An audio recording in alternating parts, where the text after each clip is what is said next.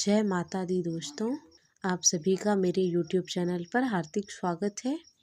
आप सभी पर माँ दुर्गा की कृपा बनी रहे। सनातन धर्म में पूर्णिमा तिथि बहुत ही महत्वपूर्ण मानी जाती है। पूर्णिमा अर्थात मन की समस्त कामनाओं को पूर्ण करने वाली तिथि।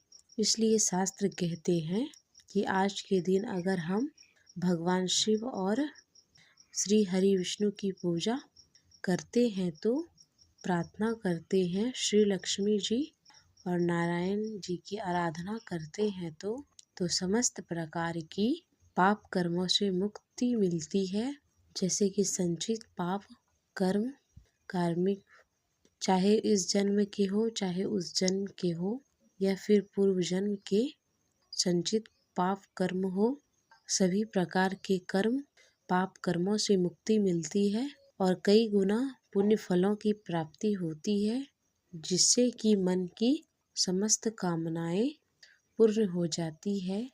और प्रत्येक महीने में पूर्णिमा आती है। हर महीने की पूर्णिमा का अलग अलग महत्व होता है।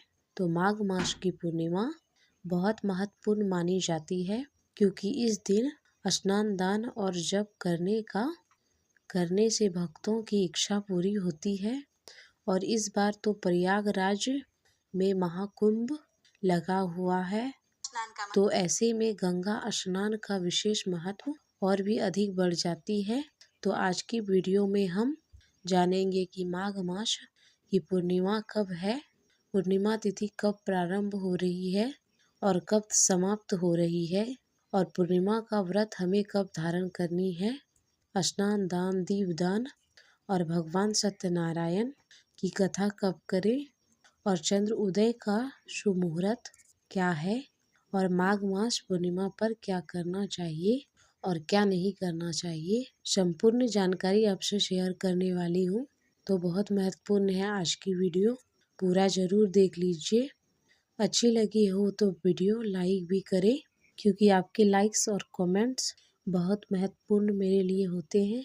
यही एकमात्र जरिया है जिससे मुझे पता चलता है कि आपको यह वीडियो अच्छी लगती है और आपके लिए यह वीडियो उपयोगी है। तो आइए जानते हैं सबसे पहले कि पूर्णिमा कब है, यह तिथि कब प्रारंभ होगी। यदि आप पूर्णिमा का व्रत करते हैं तो कब व्रत धारण करना है।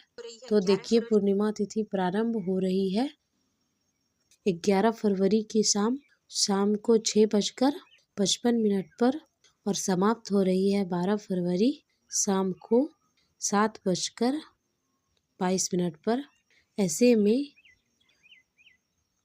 सूर्य उदया तिथि के अनुसार यह पूर्णिमा माघ मास का पूर्णिमा 12 फरवरी 2025 मनाई जाएगी।